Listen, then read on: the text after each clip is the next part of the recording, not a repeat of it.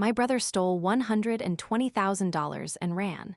For 6 years, I saved every dollar, dreaming of a clinic. It took my brother 6 minutes to transfer it all into his account and vanish. What I did next changed us forever. My name is Jennifer, and this is the story of a betrayal that cracked my world in two. It's also the story of how I learned that even the most broken pieces can become part of a new foundation. It begins with a plate. A simple white plate with a single blue flower painted on the rim. It was nothing special to anyone else, but it was the plate my mom used for my birthday cake every single year. When I moved into my own place, she gave it to me. She said it was so I'd always have a piece of home with me. 2 years ago, that plate slipped from my hands and shattered on the kitchen tile. It broke clean in half. I couldn't bring myself to throw the pieces away. I glued them back together, the jagged line of the crack forever visible, and put it up on a shelf. It was useless for its original purpose, but I needed to keep it. That plate became a symbol for everything that happened with my brother. It showed me that some things can be mended, but they are never truly whole again. I grew up in a sun-baked Arizona suburb with my parents and my older brother, Mark. He was 2 years older, my hero and my partner in crime. Our parents were good, solid people who believed family was the ultimate loyalty. My dad always said, "Blood is thicker than water," and I absorbed that belief like gospel. I was the responsible one, the saver. Mark was the charming dreamer, always on the verge of the next big thing. I worked tirelessly through college and beyond, living on ramen noodles and quiet determination, saving every penny for 6 long years. My dream was to buy my own physical therapy clinic. The day my savings account hit $120,000, I felt like I could finally breathe. It was my security, my future, my everything. Mark came to me during that time with a new scheme. It sounded more legitimate than his usual ideas. He had a chance to invest in a friend's logistics company, real trucks, real contracts. He showed me spreadsheets and projections. He needed a partner's stake, he said. He needed $120,000. I laughed, but it was a hollow, panicked sound. I told him it was all I had. He took my hands, his blue eyes, so like my own, filled with earnest pleading. He called me Jenny, the nickname only he used. He promised me I'd have it back with a huge profit in 6 months. He swore on his life. Our parents added their voices. "Help your brother," my mom urged over Sunday dinner. "Family sticks together." My dad nodded his agreement. The pressure was immense, but it was the hope in Mark's face that finally broke my resistance. I wanted to believe in him. I wanted to be the one who helped him succeed. So I did it. I sat at my computer and transferred the entire sum into his account. Watching that balance drop to zero felt like jumping off a cliff.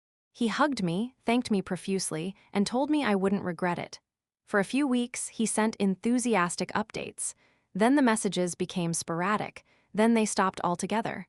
My calls went to voicemail. A cold, sick dread settled in my gut. I drove to his apartment. It was empty. The landlord said he'd cleared out weeks ago. The world crumbled. I called my parents, my voice shaking. "He's gone. The money's gone." There was a stunned silence. Then my mother's voice, soft with denial. "There must be an explanation, Jennifer." But there was only one explanation. My brother had lied, planned, and stolen my entire life's work. I filed a police report, sitting in a cold precinct, humiliated, having to say the words my brother stole from me to a detective. Detective Rodriguez was kind but matter-of-fact. "These cases," she said, "were always the messiest." Then my parents called me over. Their faces were ashen. The police had contacted them. Mark was now a fugitive. My father spoke first, his voice gravelly. "Jennifer, you have to drop the charges." I thought I'd misunderstood. My mother cried, "He's your brother. He made a mistake. If he goes to prison, his life will be ruined." "My life is ruined," I screamed, the numbness exploding into shards of rage. "He didn't make a mistake. He planned this. He destroyed me. We'll help you save again," my dad insisted. "We'll make him pay you back, but you can't do this to family. Please, forgive him." The word forgive hit me like a physical blow. They were asking me to swallow the poison so the family picture could look whole. They were choosing his comfort over my justice. That was the second, deeper betrayal. I looked at them and said 2 words that changed everything. "No. Never." I left their house that night orphaned. The police investigation stalled. Mark was good at disappearing. The following months were a dark haze of anger and despair. I worked obsessively, taking on extra jobs, fueled by a cold fury. I wasn't just going to rebuild, I was going to find him. I became a hunter. I remembered his habits, his love for the ocean, his hatred of the cold, his fanatical support for the Miami Dolphins. I spent nights scouring expat forums and social media for any trace. For over a year, I found nothing.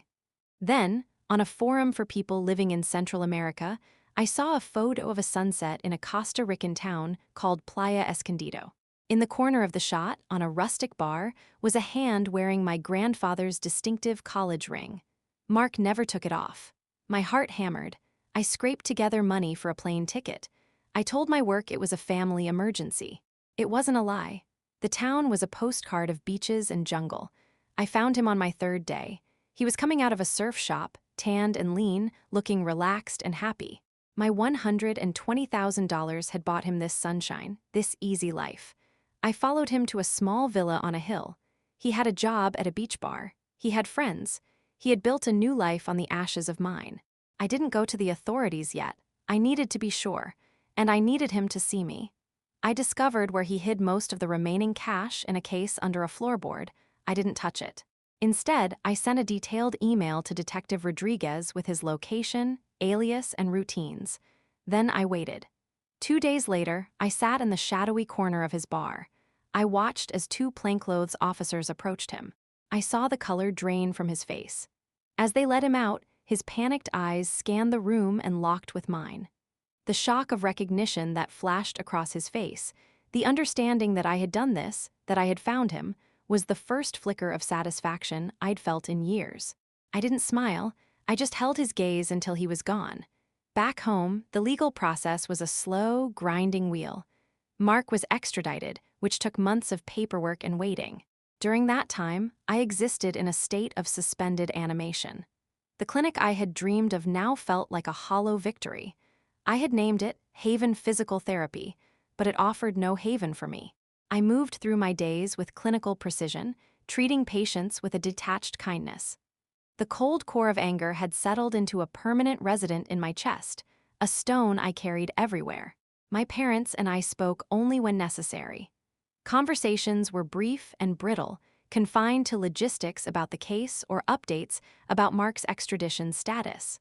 The warmth of our family kitchen was a memory from another lifetime. I spent Thanksgiving alone with a microwave dinner, staring at the cracked plate on my shelf. Christmas was a silent, tense hour at their house, exchanging politely wrapped gifts. The air was thick with everything we couldn't say. Mark's sentencing hearing finally arrived. The courtroom was cold and smelled of old wood and lemon polish. He stood in an orange jumpsuit, hands cuffed, shoulders slumped. He looked smaller than I remembered. When given the chance to speak, he turned to face me. His voice was low and raspy. "Jennifer," he began, then cleared his throat. "There's nothing I can say that will fix what I broke. I lied to you. I stole from you. I betrayed your trust in the worst possible way. I was selfish and cowardly. I don't ask for your forgiveness.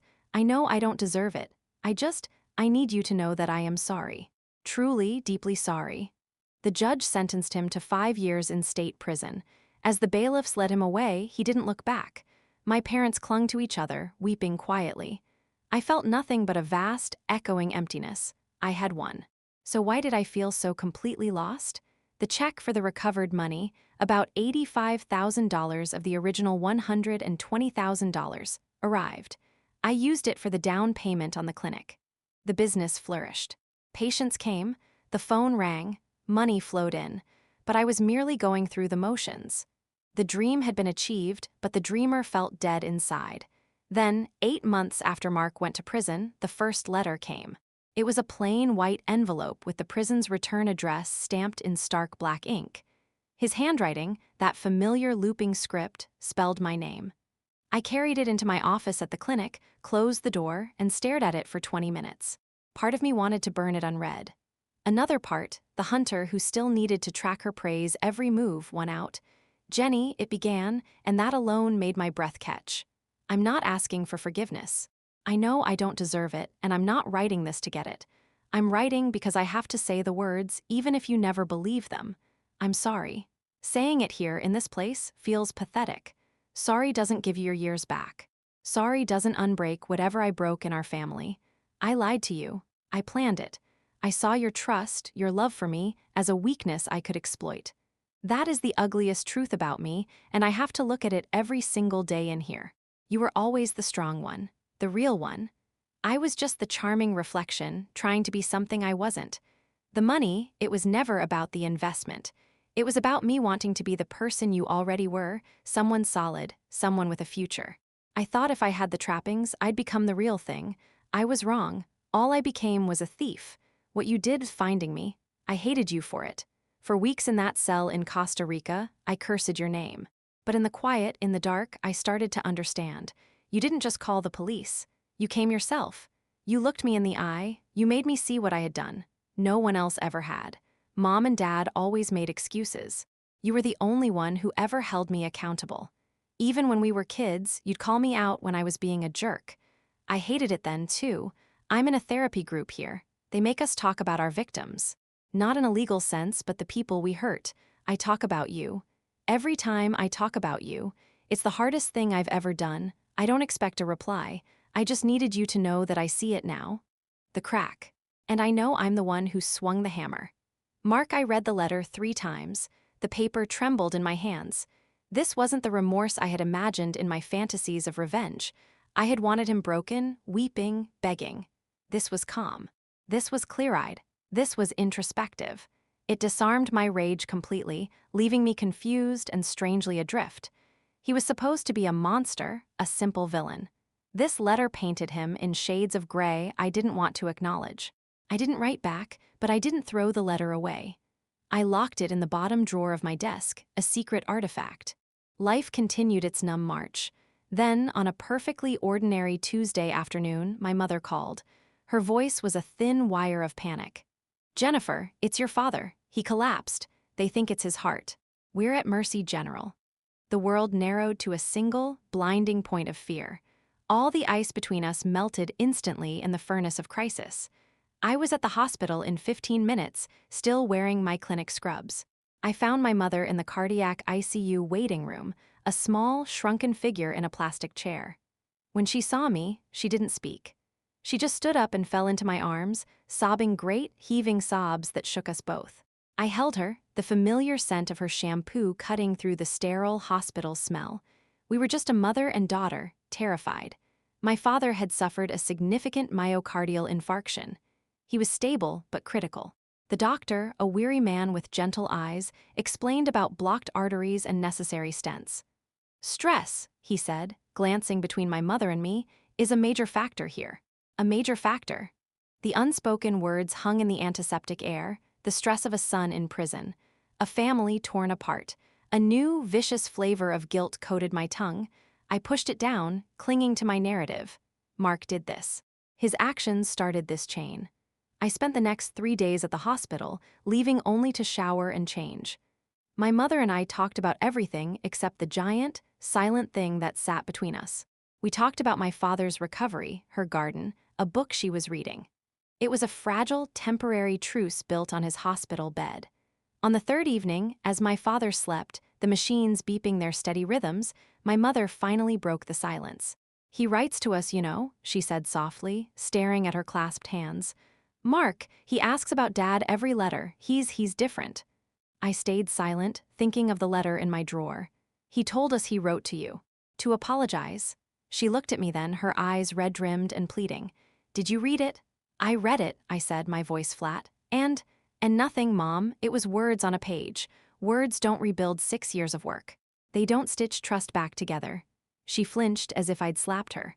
"What will, Jennifer? What will stitch us back together? Look at your father. I almost lost him. I can't lose my whole family." Her voice broke. "I know he was wrong. I know we were wrong to ask you to just forgive and forget. We were scared for him. It was weak of us. But holding on to this anger, it's a poison. I see it in you. It's hardening you, turning you into someone I don't always recognize, and it's killing us. Can't you see that?" Her words landed like a physical blow. "Hardening you." I thought of the cold stone in my chest. I thought of the clinical detachment I used with everyone, even David. a kind landscape architect I'd begun seeing casually. I thought of the savage satisfaction I'd felt watching Mark get arrested. Was that who I was becoming? A woman made of ice and vengeance? I don't know how to be anything else, I whispered, the admission shocking us both with its raw honesty. My mother reached out and took my hand, her grip surprisingly strong. Then learn. Start, for you. Not for him, not for me, for you. My father came home a week later, frail and moving with a new, frightening caution. His booming voice was now a soft rumble. The doctor's orders were strict: rest, cardiac rehab, and a life devoid of stress. I became a frequent visitor at my parents' house again, but the dynamic had shifted. The battlefield was still there, but we were all too exhausted and scared to fight on it. We tended to my father, and in that shared, anxious labor, we tentatively began to tend to each other. A month after the heart attack, a second letter arrived from Mark. This one was shorter. Jenny, Mom wrote and told me about Dad. I felt like the walls of my cell were actually closing in. I know this is my fault. The stress I put on him, on all of you. I asked if I could call, but they said no phone privileges for a while. So I'm writing. I'm glad he's okay. Tell him I'm thinking of him, please. I pray for him, which is strange because I never prayed before coming here. I've been working in the library. It's the only quiet place. I've started reading, not junk, but real books. Philosophy, psychology. I read a quote the other day: "The axe forgets, but the tree remembers." It stuck in my head for days. I'm the axe. You're the tree. I get to move on eventually. You have to live with the scar. I'm only starting to understand the weight of that. I'm not the same person who took your money. That guy feels like a stranger, a stupid, greedy ghost I used to inhabit, but I'm responsible for him. I have to carry him and what he did for the rest of my life. I hope you're well. I hope the clinic is everything you dreamed. Mark, this letter didn't spark anger. It sparked a deep, profound sadness. He was growing, changing in his concrete cage. And I was stuck in mine, a gilded one of my own making, built from bitterness and polished by revenge. That weekend, I did something impulsive. I drove the 2 hours to the Black Canyon State Penitentiary. It was a sprawling complex of pale concrete and coiled razor wire that glittered under the relentless Arizona sun. I didn't tell my parents. I didn't know what I was doing. I just knew I had to see. I filled out the visitor request form, my hand trembling as I checked the box, brother. After a long wait filled with security checks and echoing corridors, I was led into a large, cavernous visitation room. It was filled with plastic chairs and tables, the air buzzing with the low hum of strained conversations and crying children. I sat down, my hands clenched in my lap. A metal door clanged open. Mark walked in, flanked by a uniformed guard. He wore standard-issue khakis and a blue shirt. He looked older, thinner. The sun-bleached surfer from Costa Rica was gone, replaced by a pale, careful man. His eyes, scanning the room, landed on me. He froze mid-step, shock wiping his face clean of any expression. Then, slowly, cautiously, he walked over and sat down across from me. The guard took a position against the wall nearby. We just looked at each other for what felt like an eternity. The last time we'd locked eyes was in that sun-drenched bar. Now, under fluorescent lights that hummed and flickered, we were just two damaged people in a painful room. "You came," he finally said, his voice lower, rougher than I remembered. "I read your letters," I replied. He nodded, looking down at his hands, which were folded on the table. They were clean, but the nails were bitten short, and a new, purple scar ran across his knuckles. "Thank you for that, for reading them." "Dad had a heart attack," I said, the words blunt and heavy. He flinched as if struck. "I know." "Mom wrote, is he?" "He's recovering, it was serious." I watched the guilt and pain contort his features. It was real, it was raw, and for the first time, it wasn't satisfying to watch, it was just awful. The doctor said stress was a major factor. "Don't," he interrupted, a flash of the old, defensive Mark in his pained eyes. "Please, don't make it easier for me by not saying it. It was my fault, all of it. The money, Dad, the crack in everything, it's all on me, I own it." He took a shuddering breath, as if the air itself was painful to inhale. "Why did you come, Jenny? After everything I did, why are you sitting here?" I had asked myself the same question for the entire, silent drive through the desert. The answer, when it came, surprised me. "Because I'm tired of carrying the axe," I whispered. He looked up, confused. "The quote you sent, The axe forgets, the tree remembers. I've been the tree, holding on to the memory of the cut, letting it define every new ring I grow. But I've also been the axe, swinging back. I came to see if the man who wrote those letters is real, or if it's just another performance for a new audience. He held my gaze, and for the first time in years, I saw my brother. Not the charming dreamer, not the monstrous thief, but the flawed, scared, genuinely remorseful man underneath the wreckage. "It's not a performance," he said, his voice thick with emotion. "The audience here isn't great. The therapy, the library, the letters, it's the only way I can try to be someone you wouldn't completely hate. Someone I wouldn't completely hate. It's the only thing that makes the time in here have any meaning at all." The visit lasted only 30 minutes. We didn't talk about the past again.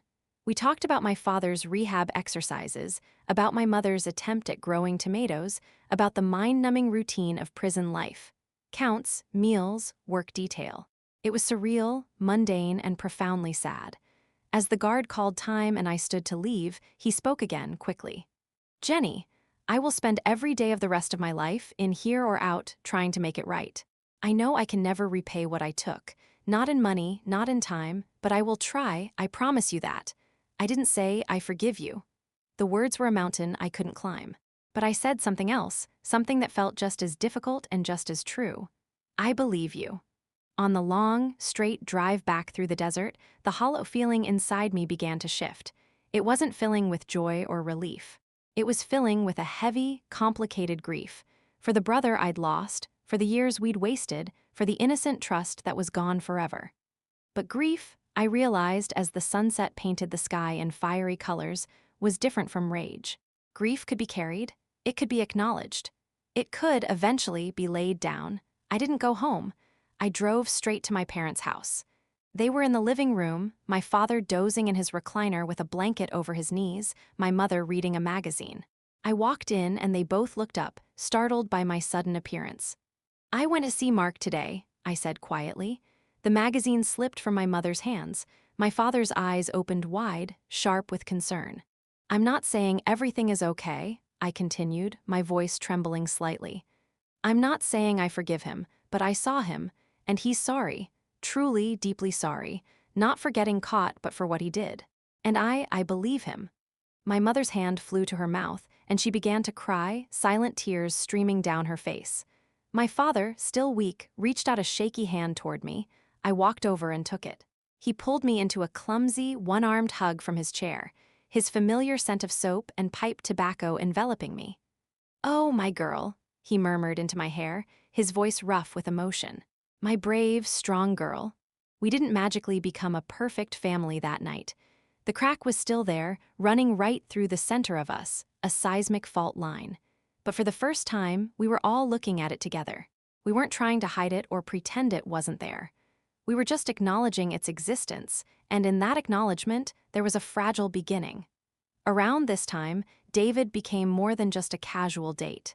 He was the landscape architect who had come to me with plantar fasciitis. Our professional relationship had slowly bloomed into a friendship, and then into something more tentative and sweet. He was steady, grounded, with a calm presence that felt like an anchor in my turbulent sea. He had gentle eyes and a laugh that came easily. One evening, after a lovely dinner at a small Italian restaurant, we sat on the porch swing at his house. The desert night was cool and clear, a blanket of stars overhead. He held my hand, his thumb rubbing slow circles on my palm. "You hold a part of yourself back, Jennifer," he said softly, not looking at me but at the starry sky. "I don't need to know what it is. I don't need all your history tonight or next week, but I see the wall. And I want you to know there's no rush. I'm not going anywhere. The wall doesn't scare me." His kindness was a chisel against that fortress I'd built. A few nights later, after he helped me assemble a new bookshelf for the clinic, we shared a bottle of wine at my apartment. The cracked plate sat on its shelf, catching the lamplight. He had noticed it before but never asked. Tonight, I felt the words rising. I took a deep breath. "I need to tell you a story," I said, "about my family," and I told him. The whole unvarnished truth. The 6 years of saving, Mark's betrayal, my parents' plea, my descent into obsession, the hunt in Costa Rica, the arrest, the prison sentence, the letters, the visit. I didn't cry. I laid it out like a clinical case history, watching his face for the flicker of judgment or, worse, pity. He listened, utterly still, his eyes never leaving mine. When I finished, the apartment was silent except for the hum of the refrigerator. He was quiet for a long moment, absorbing the weight of it all. Then he reached over and took both of my hands in his. "Thank you," he said, his voice thick with emotion, "for trusting me with that. For trusting me with you. Aren't you scared?" I asked, my own voice small and vulnerable in a way it hadn't been in years. "Aren't you worried I'm damaged goods? Vindictive? Broken?" He shook his head, a small, sad smile touching his lips. "I think you're the strongest person I've ever met. You were hurt in the deepest way a person can be hurt, by someone who was supposed to love and protect you. And you didn't just collapse.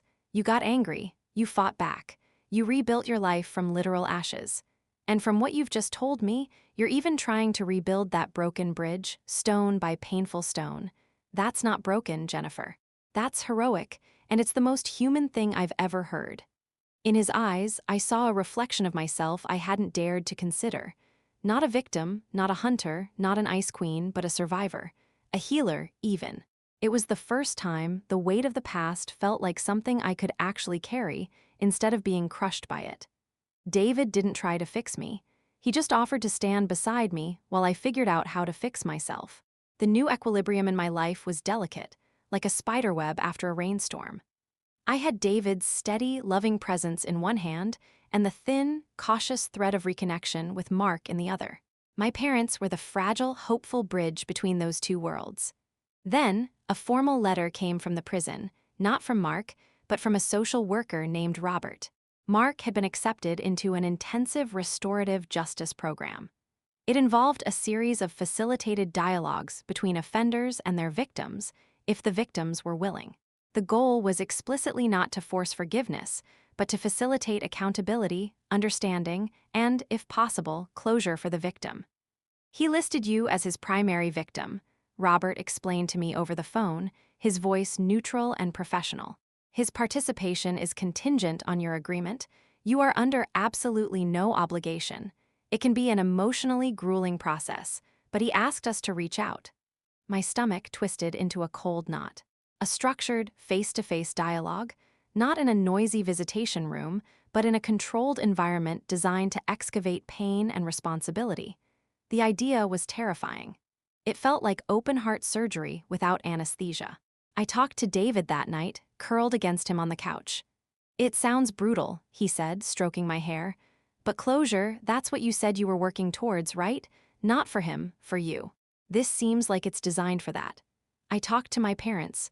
My mother's hands flew to her mouth. "Oh, honey, that sounds so hard. It could rip everything open again." My father, ever more pragmatic since his heart scare, said, "Don't do it for him.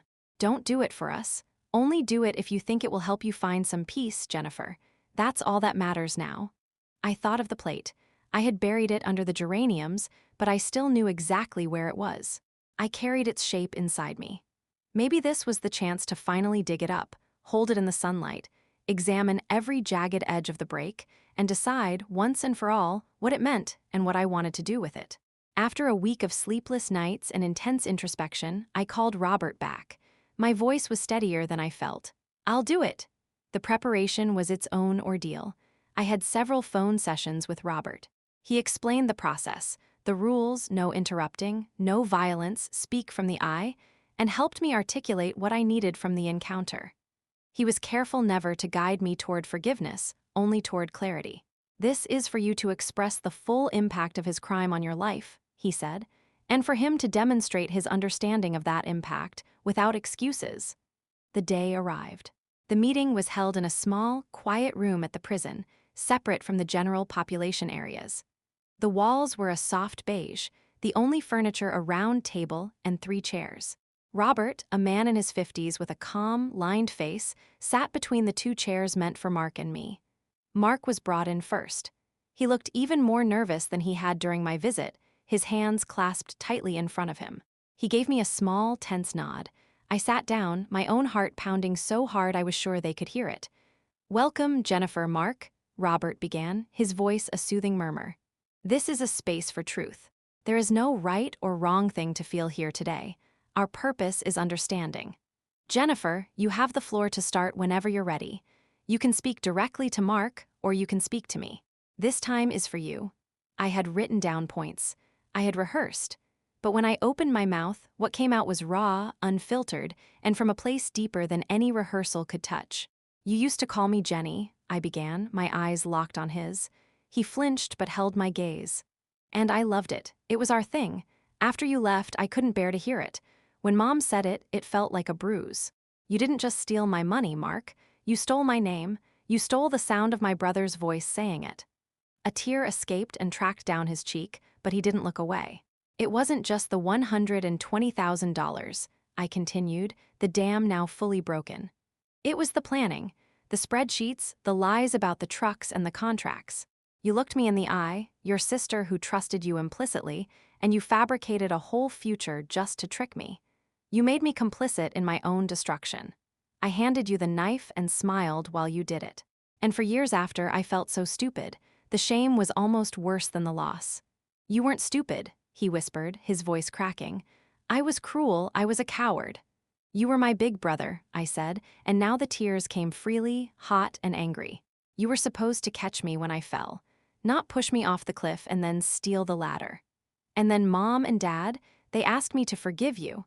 They asked me to carry the weight of your crime so you wouldn't have to feel the full weight of it. They asked me to crack my own spine to keep the family picture straight. That almost broke me more than the theft. You took my family, too. You turned my safe place into a war zone. He was crying openly now, silent sobs shaking his shoulders. I know, I took everything good and I poisoned it. I just sucked all the light and trust into my own selfishness. I wanted to be someone else so badly, I destroyed the person I was and tried to take you down with me. Robert intervened gently. Mark, can you tell Jennifer what you were feeling, what you were thinking, in the days leading up to asking for the money and when you were planning to leave? Mark took several shuddering breaths, wiping his face with his sleeve. I was drowning. I was so jealous of you, Jenny. You had direction. You built something real, brick by brick, day by day. I had nothing but schemes and charm. I thought the money would be a magic wand. It would make me respectable. I'd be the successful brother. I convinced myself it was a loan, that I'd make it big and pay you back 10 times over and be the hero. But deep down, in a place I refused to look, I think I knew. I knew I was burning a bridge. I told myself you'd be okay. You were always okay. You were strong. It was the most selfish, vile thought I've ever had, and I clung to it because it was the only way I could live with what I was about to do. For 3 hours, we talked.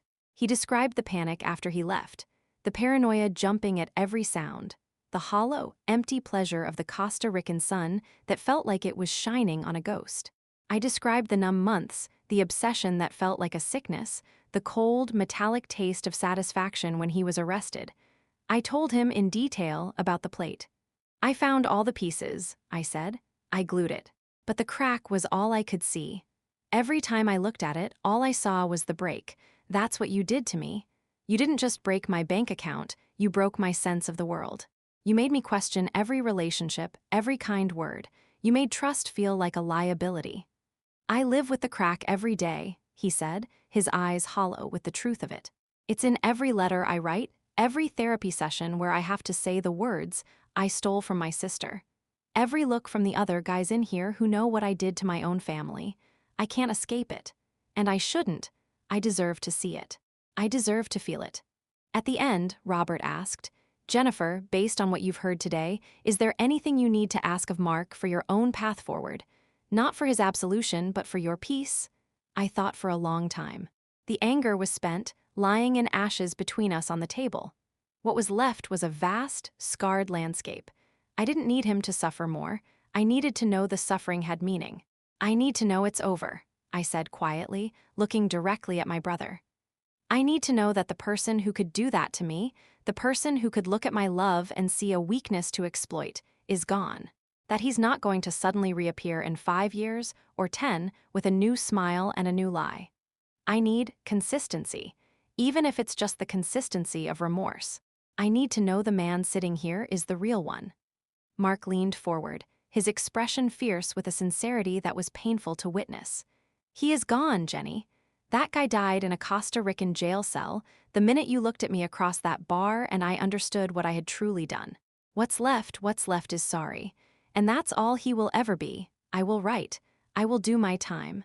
I will work every single day to be someone who deserves even a fraction of your strength, your integrity. You have my word. For whatever that's worth to you now. It wasn't a happy ending. It was an ending of the war. We were two survivors on a battlefield, declaring an armistice over the ruins. Robert left the room briefly to give us a final moment. The silence was heavy, but not hostile. I planted geraniums in it, I said suddenly.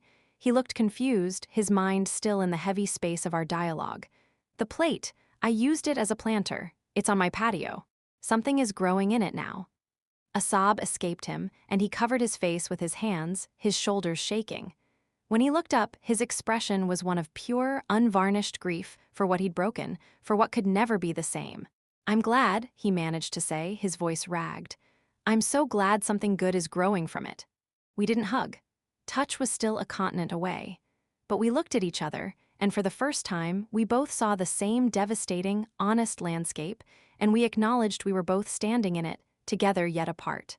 The dialogue changed everything and nothing. It didn't make us close again, but it changed the frequency and tone of our communication. My letters to Mark became less like sterile bulletins and more like letters. I told him about David in more detail. He's a good man. He knows the whole story. Mark wrote back, "I'm glad. You deserve a good man. Tell him if he hurts you, I'll have to ask the librarian how to make a shiv." It was a weak, dark joke, but it was an attempt at the old rapport, filtered through prison and pain, and I found myself smiling a little. Mark threw himself into the restorative justice program, eventually even speaking to groups of at-risk youth brought into the prison, telling his story as a cautionary tale.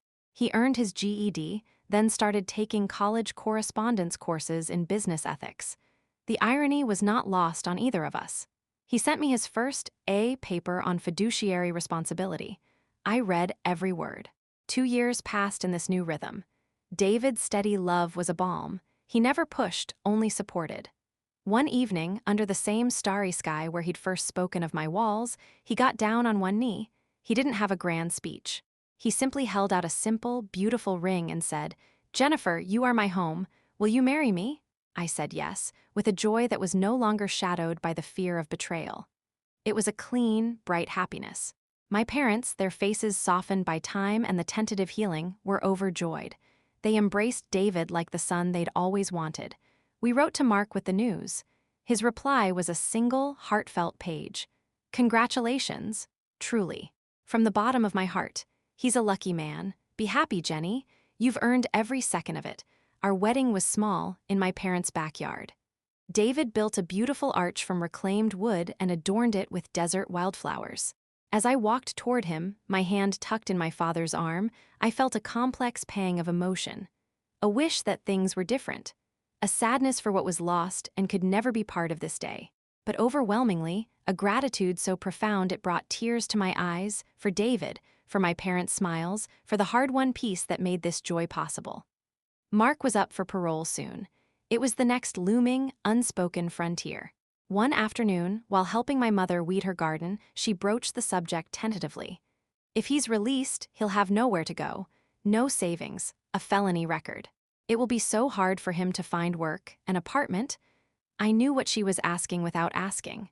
The old me, the one forged in betrayal, would have said, "That's his problem. He made his bed."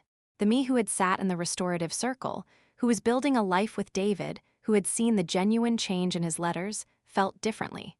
But I also had boundaries now, steel-reinforced and hard-earned. "I won't have him live with me," I said firmly, pulling a weed and tossing it into the basket. "That's not possible. That bridge is gone." But I took a breath. "The old storage shed out back at the clinic is empty. It's a mess, but it has plumbing for a bathroom and could be fixed into a small studio apartment. It would need a lot of work. A lot of work." My father, who had been listening from his porch chair, set his iced tea down. "We could fix it up," he said slowly. He could earn his keep that way, a place to start, not a gift but a chance to work for a fresh start. It was a compromise. It wasn't welcoming him into the heart of my home, but it was offering a hand up from the family. It made him accountable. He would have to sweat and labor to transform the space, while offering a sliver of grace and a base from which to rebuild his life. We presented the idea to Mark through Robert, the social worker. His response, relayed to us, was a torrent of emotion. "I don't deserve it. I'll work harder than I've ever worked on anything." Thank you for the chance." The parole hearing arrived. I was asked to provide a victim impact statement for the board. I didn't go in person. I sent a video recording. In it, I was honest and direct. I detailed the crime, the profound financial, emotional, and psychological damage.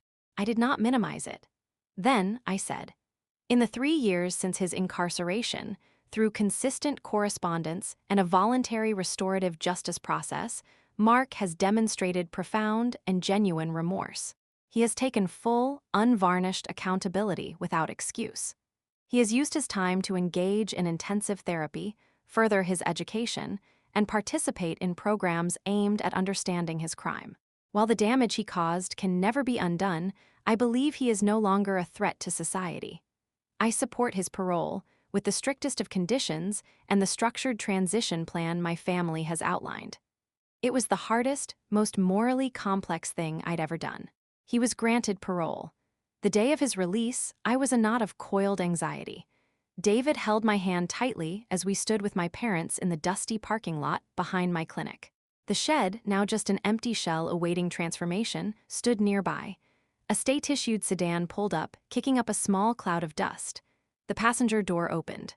Mark got out, carrying a single, worn duffel bag. He wore the clothes my parents had sent him, a plain polo shirt and khakis. He looked thin, older, his skin pale after years indoors. He squinted against the brilliant Arizona sun, looking disoriented. He hugged my parents first. They clung to him, my mother weeping, my father patting his back with a trembling hand. Then he turned to David, extending his hand. "David," he said, his voice rough with disuse and emotion. "Thank you for taking care of her." David shook his hand firmly, his grip steady. "She takes care of herself," he said kindly, "but it's an honor to be by her side." Then Mark looked at me. We stood about 5 feet apart, a canyon of stolen money, broken trust, prison letters, and painful dialogues between us. "Welcome home," I said, the words strange and formal on my tongue. "Thank you," he replied, his eyes shimmering. "For the chance." He didn't move towards me for a hug. He understood the space I needed, the distance that was part of our new reality. He simply nodded, a gesture of acknowledgement and respect. Then he turned to look at the dilapidated shed, its windows grimy, its door hanging slightly off its hinges. He set his duffel bag down on the gravel, rolled his shoulders back, and a ghost of his old, determined expression flickered across his face. "Well," he said, a faint, wry hint of humor in his voice, "better get to work." The next year was a lesson in patience and incremental progress. Mark worked. He worked harder than I'd ever seen anyone work. By day, he had a job his parole officer helped him secure as a groundskeeper for the local school district. It was minimum wage, physical labor under the hot sun. He never complained. Every evening and on weekends, he worked on the shed. My father, with his recovering heart, became the foreman and planner, ordering materials and drawing up simple plans. Mark was the labor. He learned to drywall, to plumb a toilet, to install a tiny kitchenette. He painted the walls a soft, warm gray. He sanded the old wooden floor until it was smooth. He paid for materials with his meager earnings, refusing my parents' offers to help. He started paying me back, not in a lump sum, but in small, monthly payments he calculated meticulously from his budget. $50 here, $75 there. I put the money in a separate savings account. I didn't need it anymore, but I accepted it. It was a tangible part of his amends, a monthly reminder of his commitment. He came for dinner at my parents' house every Sunday. David and I sometimes joined. The conversations were often awkward, punctuated by long silences. Sometimes they were stilted, talking only about the weather or a movie. But sometimes they were real. Mark would talk about a kid at the school who was struggling but had a knack for gardening and how he'd started letting him help. I'd talk about a difficult but rewarding case at the clinic.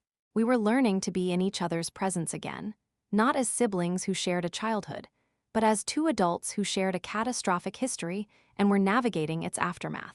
One evening, After one of these dinners, he stayed late to help my dad fix a stubborn leg on the old patio table. I was in the kitchen helping my mom wash up.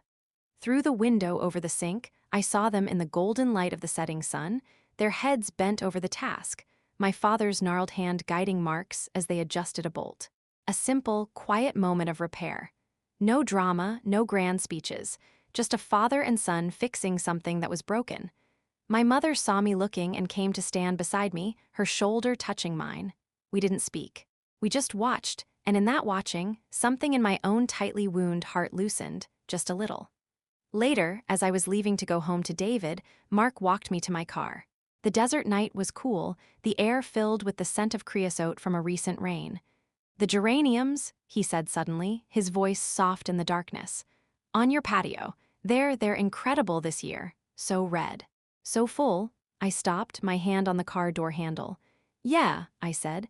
"They come back stronger every year. I hardly have to do anything. They just thrive." He shoved his hands into his pockets, looking up at the spray of stars. "I'm glad," he said, so quietly I almost didn't hear him. "I'm really glad they're doing so well." He didn't say I'm glad the plate is being useful. He didn't say I'm sorry I broke it.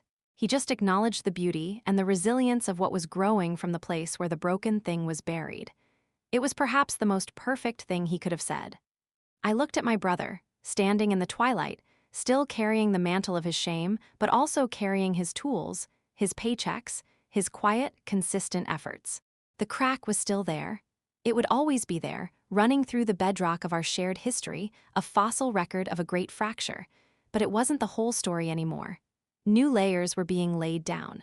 Layers of work, of small amends, of awkward dinners, of silent understandings. The landscape was forever altered, but it was no longer a barren wasteland. Things were growing. "Me too," I said. And for the first time, I meant it without a single ounce of hidden pain or lingering rage. It was just a statement of fact, tinged with a quiet, hard-worn peace. I got in my car and drove home. To my husband, David, who would have a cup of tea waiting for me. To our life, built on honesty and chosen trust. To the small patio of the home we shared, where a large terracotta pot overflowed with vibrant, blood-red geraniums. I often sat out there in the mornings with my coffee. I'd look at those flowers, so stubbornly alive, and think about what lay beneath them. The roots, by now, had surely grown deep and strong and wide. They had woven themselves through the soil, around the shards of that old, glued plate, embracing the broken pieces, holding them together, integrating them into the very structure that sustained the beautiful life above. The plate was no longer a hidden shame on a shelf, nor was it just a recycled object. It had become part of the foundation. It was doing a new job. It was helping something beautiful grow. My name is Jennifer. My brother betrayed me in a way that shattered my world. I pursued revenge with a single-minded fury that turned me into someone I barely recognized. In the long, painful aftermath of that revenge, I found a path that wasn't about forgiveness or forgetting, but about truth and accountability.